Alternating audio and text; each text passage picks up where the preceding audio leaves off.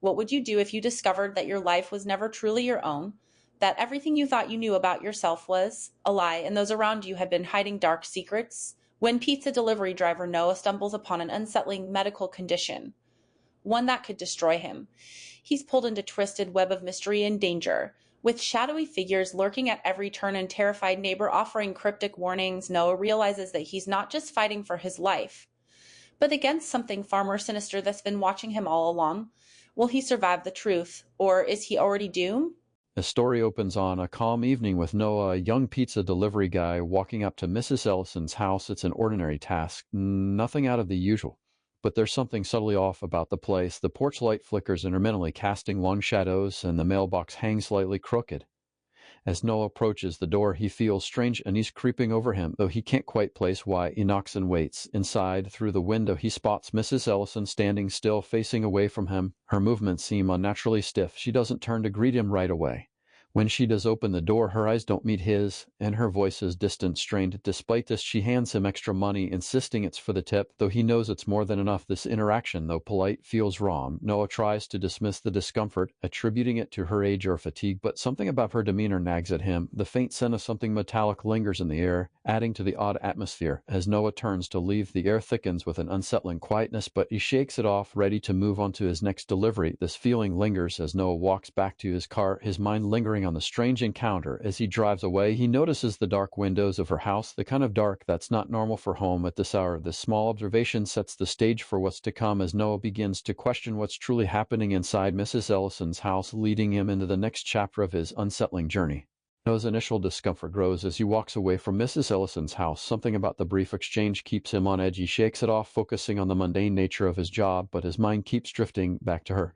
Her odd movements, the way she avoided eye contact, the strange quietness of her house that night. As Noah tries to unwind at home, he can't stop thinking about it. The small details don't add up. Why was Mrs. Ellison acting so strange, and why hadn't he noticed it earlier? He tells himself it's just random encounter, but the unease won't fade. The next day, as Noah is making his usual rounds, he's distracted, finding himself near Mrs. Ellison's street again. He stops by her house to check on her, telling himself it's nothing, just chance to make sure she's okay. But when he rings the doorbell, no one answers. He waits, but there's no movement from inside. It feels eerily still, as though the house is holding its breath. Just as he's about to leave, rustling sound comes from behind the door. Mrs. Ellison's voice, barely whispered, tells him she's fine, but the way she says it feels forced, as if she's hiding something. Something is wrong. No one knows he should walk away, but curiosity gnaws at him. That moment, filled with uncertainty, propels him toward deeper investigation, driving him closer to unraveling the truth about Mrs. Ellison's condition, setting the stage for the next unsettling step in his journey. This new sense of worry pushes Noah into the unknown, where his concerns will soon evolve into something much darker.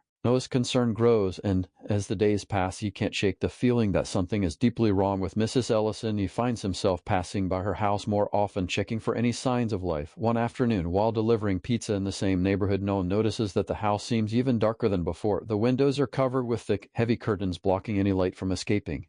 As he stands in front of her door, he hesitates, unsure if he should knock or walk away. But as curiosity gets the better of him, he rings the doorbell again, this time more urgently. There's a long pause before Mrs. Ellison answers, her face pale and drawn. Her appearance has changed. Her skin looks almost translucent, and her eyes are sunken as though she hasn't slept in days. She doesn't greet him with the same forced politeness as before, but instead seems unnerved, as if she's hiding something. The air in the house smells faintly of something metallic like blood, but Noah doesn't mention it. He only asks if everything is okay, but she brushes him off with soft murmur. As Noah leaves, he feels an icy chill creep up his spine. The unease has now transformed into genuine concern, but there's an undercurrent of fear that refuses to let him ignore it. He begins to wonder what's truly happening inside that house and what Mrs. Ellison is hiding. This lingering unease compels him to take the next step, digging deeper into her situation, where answers, both terrifying and life-altering. Oh, wait, the mystery thickens as Noah realizes he's not just dealing with a frail elderly woman, but something far more sinister. Noah's growing sense of dread reaches tipping point as he can no longer ignore the strange occurrences surrounding Mrs. Ellison. One evening, unable to shake his worry, he decides to check on her once more. This time, he arrives just as the sun dips below the horizon, casting cold, unnatural light over the street. He notices shadow flickering behind the curtains of her living room window. Too quick to be casual movement, his heart races as he steps up to the door and rings the bell, but no one answers. He knocks again, and after a long pause, Mrs. Ellison slowly opens the door. This time, she looks even worse. Her once neat hair is disheveled, her eyes bloodshot, as if she hasn't left the house in days. She stares at Noah for a moment, as though unsure of his presence, before stepping aside to let him in. The house is colder than usual, and the faint metallic smell is stronger now, almost overwhelming. Noah can't help but notice how the air seems thick, heavy, as if something is weighing down the very space around him. As he steps into the living room, he catches sight of a figure standing in the corner of the room. Just out of the light, it's a man dressed in dark, oversized coat, his face hidden in shadows. Mrs. Ellison quickly shuts the door behind him, but Noah's heart skips beat. His concern intensifies as he feels growing sense of being watched, trapped in space where the truth feels just out of reach. The strange figure and Mrs. Ellison's eerie behavior pull Noah deeper into a situation he doesn't fully understand. He needs answers now, but the questions only multiply. What was that figure doing in her home, and why was Mrs. Ellison hiding him? It's time for Noah to take action. Noah's heart races as he stares at the test results, struggling to comprehend what they mean. His mind spins. He had never seen anything like this before. His entire life has been a lie. How could Mrs. Ellison have known about this condition, rare illness that could cause his organs to slowly fail? The room feels like it's closing in on him as Mrs. Ellison watches him nervously, her hands trembling. The shadowy man in the corner remains silent, his eyes never leaving Noah. There's an uncomfortable stillness, weight in the air as Noah desperately tries to make sense of the situation. Mrs. Ellison finally speaks, her voice weak. "They're coming for you. They know you found out." She's talking about the condition, but Noah's mind is racing with more questions than answers. Who is they? And why is she so terrified? Suddenly, Noah hears faint noise coming from the back of the house. Footsteps. They're coming closer, slow and deliberate. A panic rises in his chest. The figure in the corner shifts, and for the first time, Noah can sense tangible threat in the room. Something's wrong. He isn't just in danger of medical condition, but of something far darker and more sinister. Mrs. Ellison grabs his arm, pulling him toward the door. "You need to leave now." But just as they reach the door, the footsteps stop. Someone is standing on the other side. Noah's blood runs cold as he realizes that whoever they are, they've already found him. He's running out of time. Noah's panic surges as the door handle turns, the cold metallic sound reverberating in his chest. Mrs. Ellison's grip tightens on his arm, urging him to stay back. "Don't open it," she pleads, her voice strained with fear. "They're here. You're not ready for what's outside." But Noah's desperate for answers. He can feel the walls closing in on him, the shadowy figure moving closer in the dim light. The footsteps on the other side stop, and the air thickens with tension. He's trapped. Mrs. Ellison's eyes widen in realization. She's terrified for him, not just for herself. "You don't understand," what she whispers. "They've been tracking you. They know what's happening to you. That condition, it's not just disease, it's punishment." Noah's heart races as he tries to make sense of her words. Punishment? What did she mean? His mind spins with questions, but there's no time to ask. The door creaks open and a figure steps into the threshold. Tall man dressed in long coat, his face obscured by hood. He doesn't say a word, but his presence feels suffocating, dangerous. Mrs. Ellison pulls Noah toward the back door, her urgency growing. "We have to leave now. If you stay, it'll be too late." Noah's mind is a whirlwind of confusion, fear, and disbelief. Everything he thought he knew is falling apart, and the answers he seeks seem just out of reach. The shadowy figure moves toward them, and Noah realizes that the danger isn't just physical. It's connected to the dark secret of his condition. Noah's mind races as Mrs. Ellison pulls him toward the back door, but the figure in the hallway is already blocking their path. The man's presence is suffocating, like heavy, unseen weight pressing down on them. He stands motionless, his gaze locked onto Noah with chilling intensity. The silence is unbearable, and Noah can feel every nerve in his body screaming to escape. Mrs. Ellison's grip tightens as she urges him to move, but the man steps forward, not saying a word, his hand reaching into his coat pocket. The air feels colder now, and Noah knows that he's facing something far more sinister than he could have imagined. This isn't just about the mysterious condition anymore. It's about survival.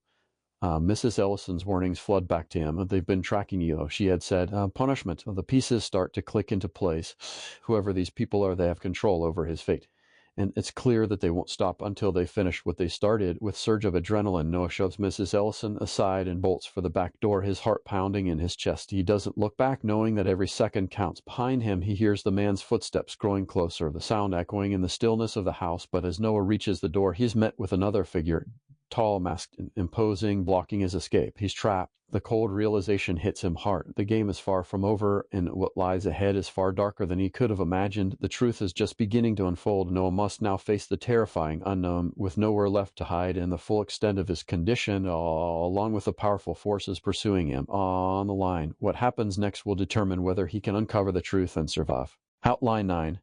The final confrontation. Noah's pulse pounds in his ears as the two figures close in from either side, trapping him. Between them, his mind races. There's nowhere left to run. The door to the backyard is locked, and the windows are too small to crawl through.